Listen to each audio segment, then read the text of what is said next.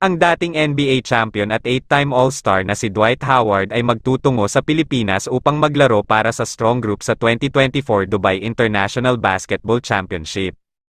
Si Howard, na nakilala mula sa kanyang paglalaro para sa Orlando Magic at Los Angeles Lakers, ay nakatakdang dumating sa susunod na linggo. Samantala, matatandaang noong Setyembre noong nakaraang taon, muntik na muling makabalik sa NBA si Howard matapos maging target kuhanin ng Golden State Warriors, ngunit hindi rin ito natuloy.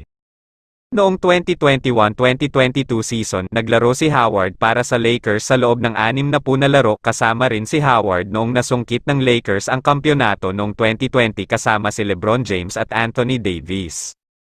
Pumirma si Dwight Howard sa Strong Group Philippines para sa 2024 Dubai Tournament. Nakatakdang maglaro para sa Strong Group ang 8 beses na NBA All-Star na si Dwight Howard sa 2024 Dubai International Basketball Championship. Kinumpirma ni Head Coach Charles Chu noong Martes 2 ng Enero, nakatakdang makasama ni Howard si dating Gilas Pilipinas naturalized player Andre Blatch at ex-Oklahoma City Thunder guard Andre Roberson bilang reinforcements ng koponan.